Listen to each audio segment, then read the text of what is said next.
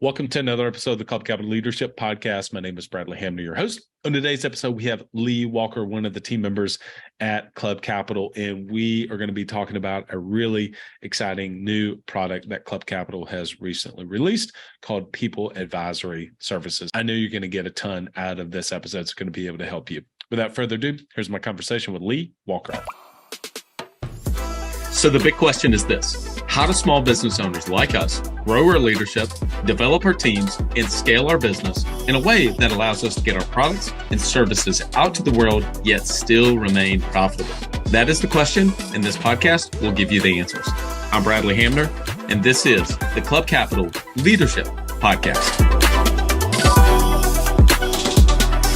Hey, before we get into today's episode, did you know that Club Capital is the largest accounting and advisory firm for insurance agency owners in the country, providing monthly accounting, CFO services, and tax preparation? Check them out at club.capital. Lee Walker, welcome to the Club Capital Leadership Podcast. Thank you. Thank you. It's been a long time coming. Been listening to it for over 2 years now. Awesome. Well, you're on the hot seat now. So you should know what the next thing is I'm going to ask. We always kind of start with background and origin story. And so as a member of the Club Capital team, why don't you give kind of a little bit of your background and how you got to where you are? And then we're going to dive into a couple specific topics today. Yeah, absolutely. So all of our listeners are pretty familiar with our friend Chris Ferretti, who was really instrumental in the podcast here. After I did my master's in essentially what is organizational psychology, which is the business psychology, and having a really strong affinity for helping businesses essentially make better decisions around their people. He was talking to me about 2 years ago about how Club Capital wanted to do that. And so I thought that was a perfect opportunity to combine what my interests were, as well as what this company was doing in a way to really help small businesses make the best of their resources. So I started 2 years ago, almost to the day, about 2 years and a month ago.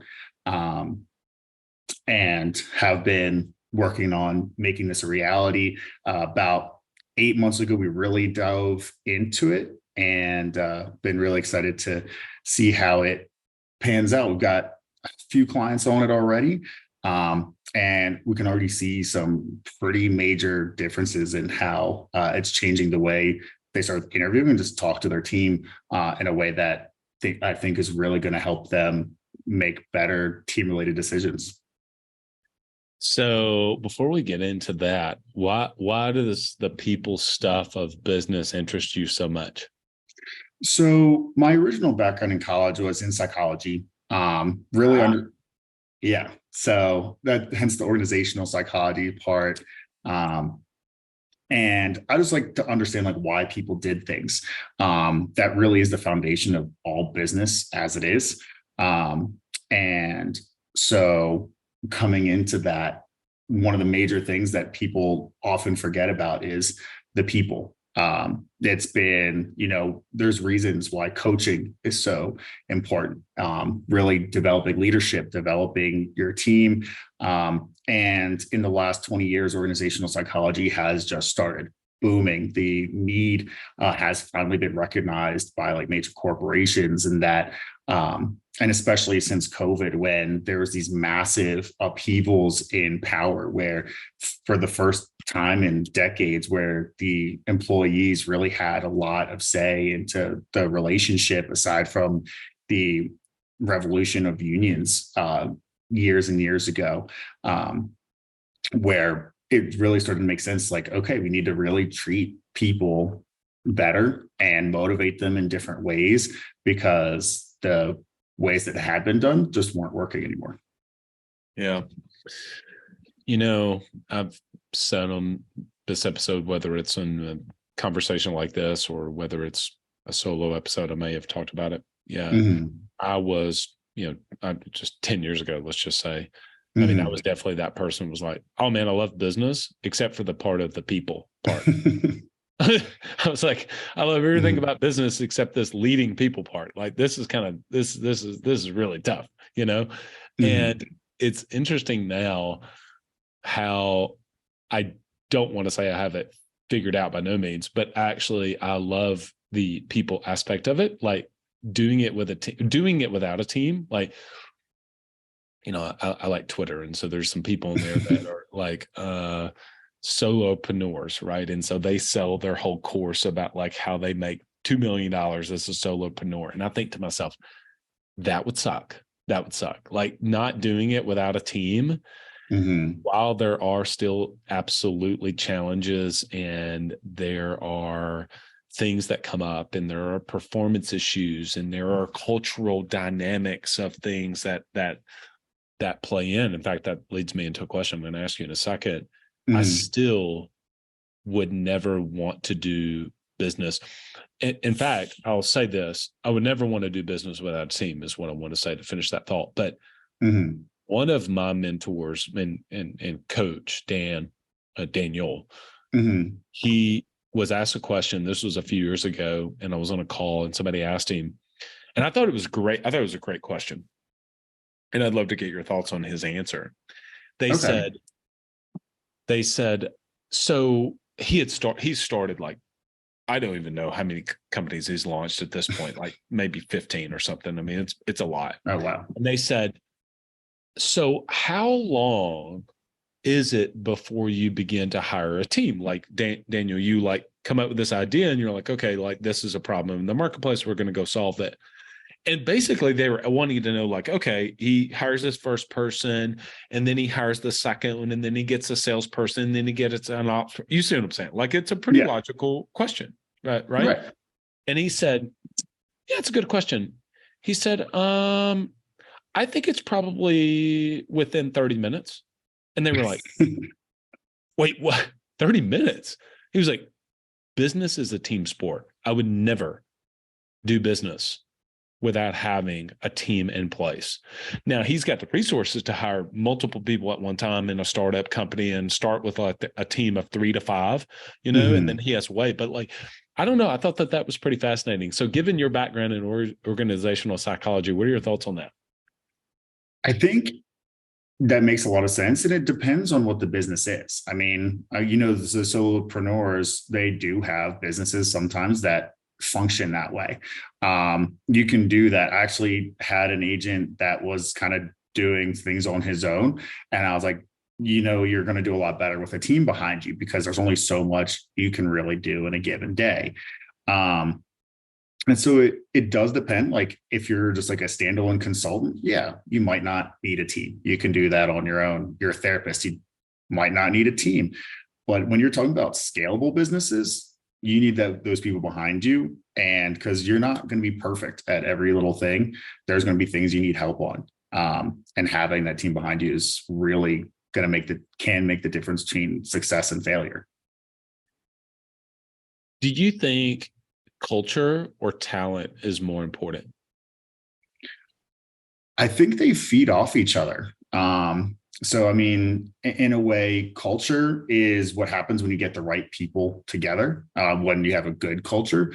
But, and you can teach to some degree skill, but it really depends, I think, a lot on the business itself. So, if we're talking about agencies, you can really, buy with a really good culture, attract really good talent. If you don't have a good culture, you're probably not going to attract really good talent. Um, and it really does depend. Sometimes you can have somebody that's not super talented, but if you create this great culture around them, you can create success for them if they want to. Um, so I wouldn't say it's really a this or that. I think they influence each other, kind of like the nature versus nurture theories of biology and how things go. They impact each other in significant ways. Yeah. Yeah. What That's do you true. think? I think it's all culture. All culture? I think a true A player. Mm, I mean, a real A player. You put them in a crappy culture. that A player is not going to, that A player will get pulled down into the muck. Mm-hmm. Or leave. I don't know the analogy, but like, something about if you play with pigs, you're going to get dirtier. Something like that. I don't know what it is. The idea is like if you go play in the pig pen and there's just a toxic culture, it's like, nah, it's just not going to work. I mean, no matter how good it is. And at the same time, I think culture can raise people's expectations. I'm not diminishing talent. I'm not diminishing talent at all. But I think even if you take talent from I think most people are probably thinking about quality salespeople, and I wouldn't disagree that that's probably a good place to think.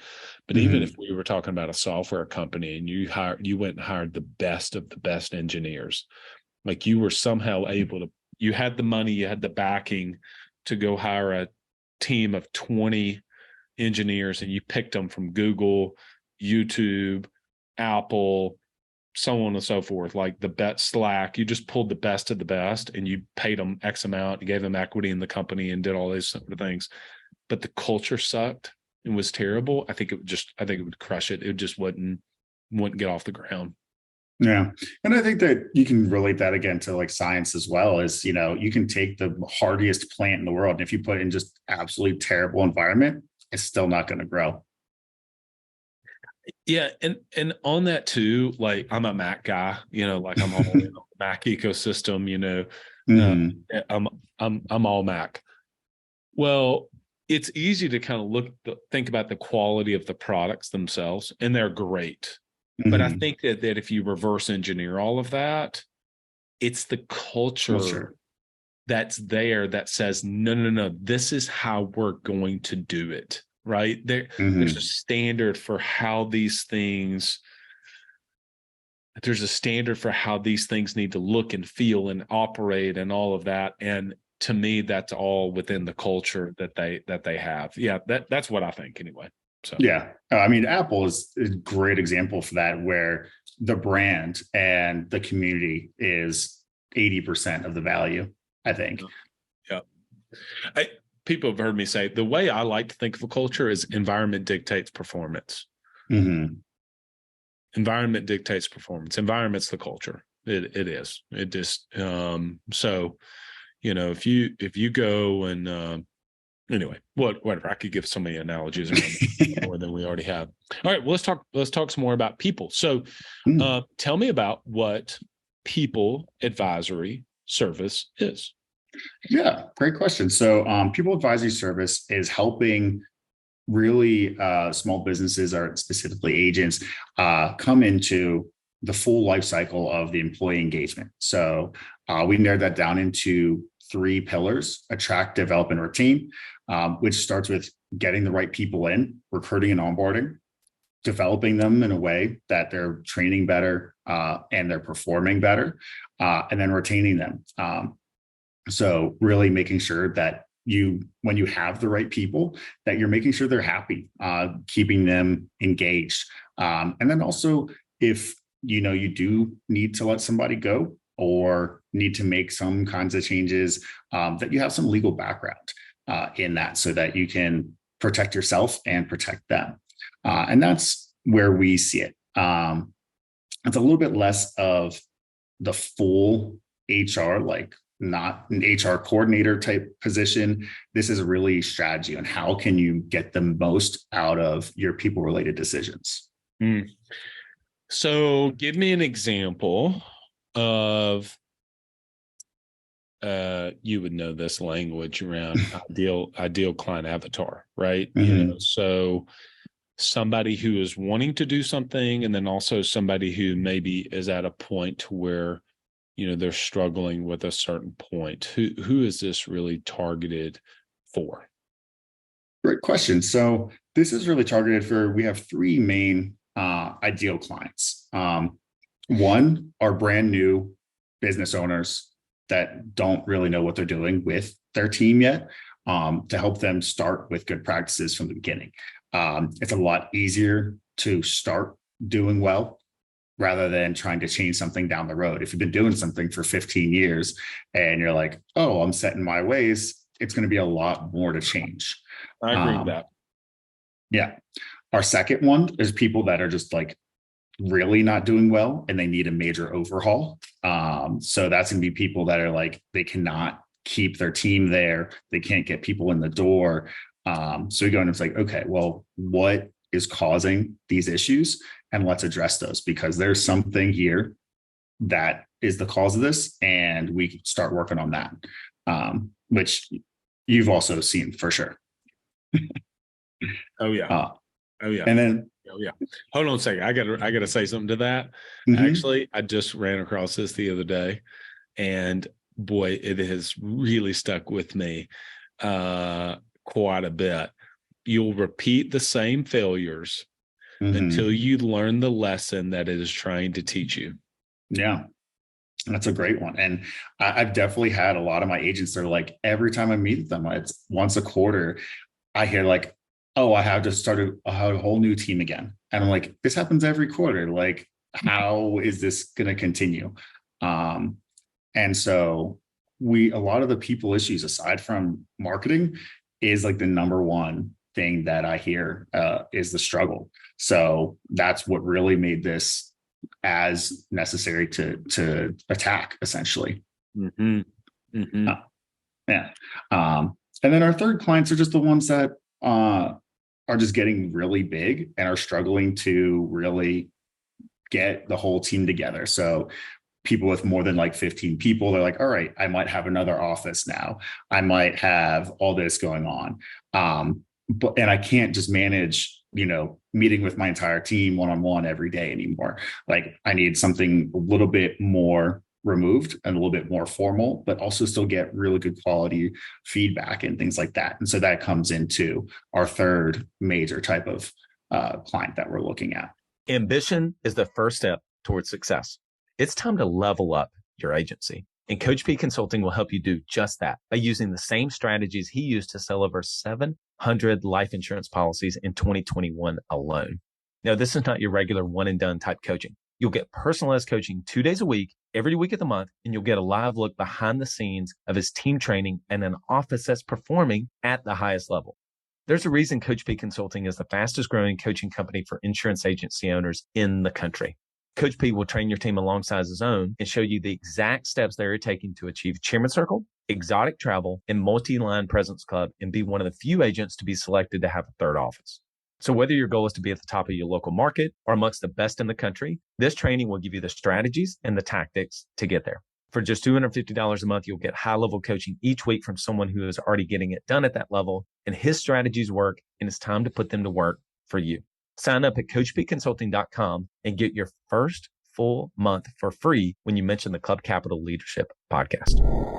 Are you an agency owner looking to grow your revenue, increase your bottom line, and better manage your taxes? Club Capital is here to help. Club Capital is the largest accounting and advisory firm for insurance agents in the country, providing monthly accounting, tax strategy, and CFO services. Way more than bookkeeping and your everyday run-of-the-mill tax prep, Club Capital is focused on providing financial and tax advisory services that help you plan and forecast your agency's performance. Their financial dashboards and agency forecasting tools help you better understand your agency's historical performance, create and measure future targets, and see how your agency compares to your peers around the country. Imagine what it would be like to understand the impact to your bottom line when deciding to hire a new employee, or forecast the impact rate changes or commission rates will have on your business. With over $200 million in tracked annual revenue and $140 million in tracked annual expenses, Club Capital has the data and the team to help you make better informed decisions for your agency. They will help you turn that back office stress into the backbone of your agency's success by giving you the tools to take your agency and your leadership to the next level. Visit club.capital today to book a solution overview with one of our business consultants. Club Capital, way more than a CPA firm. Yeah, that makes sense. I mean, the HR function gets bigger than what they can manage themselves. Yeah, exactly. I totally get that. Yeah. Yeah. And a lot of times, our agents, you want to live and operate like the big companies do, but you don't have that budget. You don't have that capacity. But those functions are still necessary. Like, you still need to do HR. It's just like, you need to do taxes. No business is too small to do taxes. No business is too small for HR needs. So it really comes down to how are you going to optimize that and do it the best you can. So we're looking to help along with that, just like we do with our accounting, our CFO, and other things. Yeah. Yeah. I think that I don't know where I heard this from, but it's certainly not a Bradley original thought. Well, a lot of them aren't. um, You do a lot of reading. I do a lot of reading. I do a lot of listening to podcasts. I do a lot of, yeah, for sure. Like I just like to curate the best stuff from other people, and where I can give credit, where I can remember. But sometimes I take stuff in and I just forget where I learned it from. But anyway, and it was like that and I never thought of it this way, like your team and your customers follow these parallel paths, not just like in a micro of like, how do you onboard somebody? It's like, okay, you onboard a new client. Here's what we do. We send these emails. We do this, we do this, we do this. And then before you know it, they're, quote, onboarded. Great. Okay, well, what's the first 90 days of a team member look like? Yeah, I mean, that's part of what I'm saying. But I think it's also like, how do you attract new clients? How do you attract a team?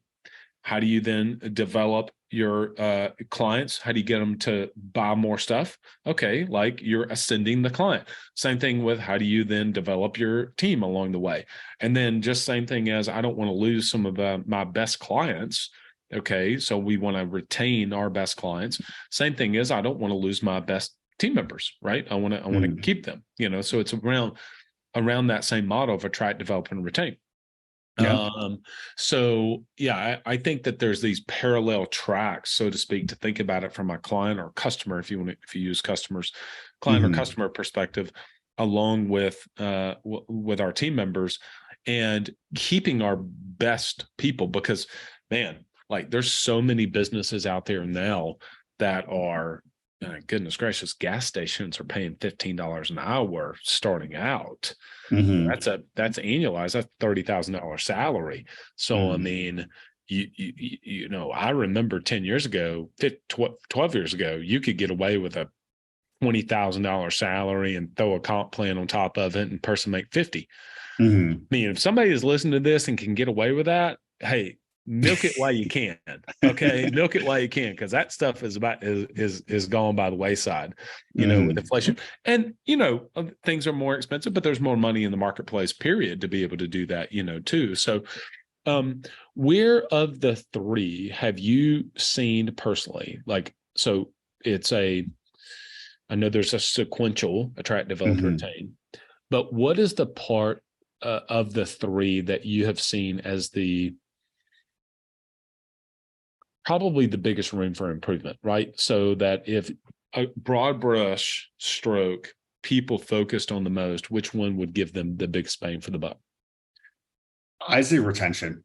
The biggest thing, and shortly followed by the recruiting onboarding part, attracting, because a lot of people are having great workers and great employees, but they're not keeping up with the necessary pay. They're not keeping up with like taking care of their employees in a way that makes the employee want to stay, I think is the number one thing. And it's also one of the biggest costs that you can have. Like replacing an employee can be like up to 200% of their salary. If you have a really good person, it's insane. And then just hiring somebody, you're talking about easily $4 or $5 grand just to get somebody in the door. And if they don't show up that first day, being like the second biggest issue, I hear that from my agents all the time. It's like, oh yeah, like I hired somebody and the first day they just never showed up and never came in. And we spent all this time and effort on this, and they just disappeared. And so like, number one is when you have a good person, you need to make sure you keep them.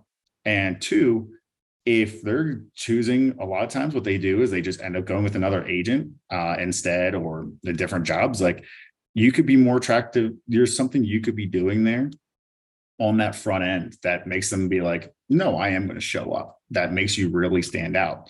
And they're just sometimes little tweaks that you can do to make that difference. Have you heard me talk about smashing Rolexes? I don't think I've heard that one. Oh, you haven't heard me you haven't listened to the solo of me talking about smashing Rolexes? Okay. No. So the idea behind the, like you said, 200%, the smashing Rolexes is basically like that idea of that first 90 to 120 days. So if you have a $50,000 salary, right? Somebody that's making 50, that's roughly, by the time you pay them, $4,000 a month, roughly. Okay. For 3 to 4 months. Okay. By the time you do that, plus taxes, plus onboarding cost, plus whatever all the other things are, you are absolutely up to $15,000, period. And the idea, this has been really helpful in my community, is that for people to think, wait a minute, would you ever go down to the jewelry store, whatever it is in your hometown, and say, I want to buy a Rolex Submariner, okay? And they're roughly $12,000 to $15,000 now, if you can get one. And go and buy it through your business account, and then 90 to 120 days later, smash it. And then just keep doing it. Nobody would ever do that. Like, nobody would ever do that. And yet, it's happening every day. Now, does that mean that you're going to have a miss? That you can never have a miss? That's unreasonable, right? Would you agree? There's no way you're going to have 100%. There's no way. Like, you just can't do it. But the person or the people that you've talked to that are just like, oh my God, we turn the whole team over all the time. They are smashing a bunch of Rolexes. Okay. And I think that was helpful for me, but it was helpful for our community to look at and go, holy smokes. So I actually got a call from somebody. He said, hey man, as a Voxer, he said, hey, just want to tell you, didn't smash a Rolex. I smashed a Timex. And I was like, awesome. What does that mean? He's like, I made a wrong hire and I let him go 3 weeks later.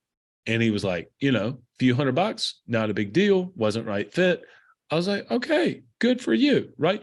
So it was this thing that they had to connect it to be like, because, you throw it in payroll and it's not really noticed as much, because it's part of what you're running through Gusto or ADP or something like that. And so they don't see it as like cumulatively over that period of time of like, cumulatively, you just invested 15 grand. Person came in, didn't produce anything, walked out the door. You might as well just walk down the jewelry store and bought a Rolex for what you just paid that person. And I think that's been a helpful model. What are your thoughts on that? No, I like that. Especially since, a lot of people are thinking investments in people differently. I think it's coming to really be a lot more of a realization that's like, people are investments. They're not just there to perform and everything. And I think some people, when you put it into other terms they're thinking about, because a lot of people get into business ownership because, oftentimes they're like, hey, I want to like help people, but oftentimes it's like, hey, I want to make money and I want status and I want to achieve. And a Rolex really encapsulates all of those things. Of like that's a symbol of, I made it. I can afford a Rolex. And for somebody to say, hey, look, you just threw that away, that status symbol away, that kind of like resonates on multiple levels a little bit more. Yeah.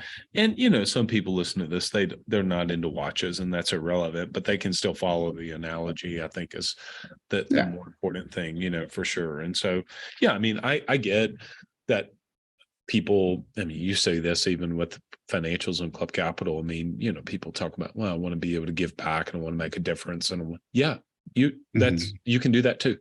And you can do all of that while having a good business that's profitable, that spits out distributions for you to be able to make more money for you and your family. Like, I think far too often business owners are not willing to just call it like it is. I got into this because I wanted flexibility and I wanted to be able to make money for me and my family. Otherwise, if that's the case, you can go just work for a charity too, but I think business gives you the portal to be able to make more money, to actually support those charities and those initiatives now with bigger donations or your time, because you have the flexibility to be able to do behind it. Does that make sense? That's my feeling around it, Yeah. A lot of times when your success buys you time to do what you want to do. Exactly. When I'm in my CFO calls, I'm like, we ask, and you're aware of this because we work together on this. The very first meeting is, hey, what are your 3 biggest financial goals? What are your 3 biggest personal goals? And your financial goals help you achieve your personal goals. That's why they're tied together. That's why we ask for both. And so for some people, I want to be able to give my wife or my partner the opportunity to work from home. I want to be able to have these vacations. I want to be able to support others. And it all comes fundamentally down to really good business practices, putting good energy out there, and always, especially as a business owner, always trying to be the best you can be so that you can help others be the best they can be. And it just comes as another full cycle.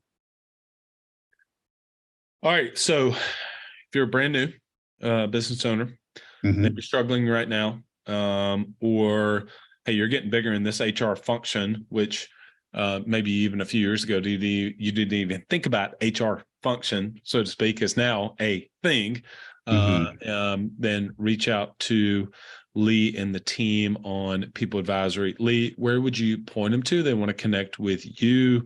They want to learn more about People Advisory because they, kind of see themselves in one of those 3 buckets. Yeah. So our website is live. So if you go to club.capital, we do have our page. It's club.capital/people. Keep it really easy. Gives you some more information about what the services look like. It also has an option to book a meeting with me. And we essentially spend the first meeting really digging into what's going on with you and seeing if A, it makes sense, and B, how we can help the most. Now, to another part of that, I don't think there's anybody that couldn't benefit from it. It's like any other coaching. It's like having a therapist. It's one of those things where you can always do better. The question is it the most important thing for you at the time? Sometimes, frankly, there's other services you need to focus on first. But there's always room for improvement. Oh, yeah, for sure. There's so many levels. There's so many levels to the game. Unless you're maybe Jeff Bezos or Elon Musk or somebody like that, there's so many levels to get to. So, Lee, I enjoyed the conversation, my man, and congrats on the launch. And can't wait to hear some of the. We'll have you back on when I hear some tangible results from people. But I think this has been helpful to folks out there. Yeah, absolutely. Thank you so much for your time, Bradley. It's a pleasure being on here. Talk to you probably pretty shortly. A big shout out to our podcast sponsors, Autopilot Recruiting, Coach P Consulting, and of course, Club Capital. If you want to be able to get more A players in the pipeline, just to begin to get them in the process, but they've been vetted, they've already had certain questions asked, and you can kind of curate the first part of the experience. For most business owners, the hardest part is the beginning part, because once they're into the flow of your recruiting system, most people know how to be able to pick it up from there. But the sourcing of the candidates, being able to get them through the initial few steps, that's usually the hardest part. And it's the one that most business owners don't enjoy the most. So go to autopilotrecruiting.com. For me personally, and for the team, the best investments I've been able to make, other than in the people themselves, is in development. You all know that I personally love personal development and developing of others. And so growth is a huge just part of, just who I am for sure. And I know it's the same way for you. If you're listening to this podcast, you're somebody that's a growth-minded person for you, but also for your team. There's really no better way, especially if you're an insurance agency owner, than to give your team consistency. I will say this, I heard this recently, I'm going to say this more often, is recency beats intensity. And I think the same thing is with developing of our team. The consistency or recency of the trainings and the development that they have access to twice a week with Coach P beats, some one big push. You could spend, 40 hours a week. It's why Apple spends, I think 40, 50 minutes every day training to the people in their stores, is because of the recency thing. It's not like they do one big push on the front side and, oh, you're trained and you're good. It's about doing it on a regular basis. Well, you've got a lot of hats to wear, and there's probably aspects to the business that you love and do incredibly well, but maybe not every aspect. And so reach out to Coach P, go to coachpconsulting.com, tell David that you heard about him on the Club Capital Leadership Podcast, and give him a test drive him for you and your team, and you'll get to kind of see their style and how they do things. You get 8 free lessons, and there's no doubt why David has been the fastest growing insurance coach that's out there, is because people are really seeing the value. And for what you get for $250 a month is more than 10 times the value of that in an annual basis, especially if you implement. Go to coachpconsulting.com. And lastly, Club Capital. Club Capital really has the mission that's very similar to my personal mission, which is to be able to help build better business owners. They're doing that in a lot of different ways. One of the obviously core ways that they do that is being able to give business owners access to the mindset, the skill set, the tool set necessary to be able to leverage their financials, to be able to make better decisions, to be able to hire more and better people, to have the money to invest in marketing, etc. Go to club.capital, reach out to somebody on the team and see how they can help you today. Club.capital. All right, everyone. Till next episode, lead well. So the big question is this: how do small business owners like us grow our leadership, develop our teams, and scale our business in a way that allows us to get our products and services out to the world, yet still remain profitable? That is the question, and this podcast will give you the answers. I'm Bradley Hamner, and this is the Club Capital Leadership Podcast. Hey, before we get into today's episode, did you know that Club Capital is the largest accounting and advisory firm for insurance agency owners in the country, providing monthly accounting, CFO services, and tax preparation? Check them out at club.capital.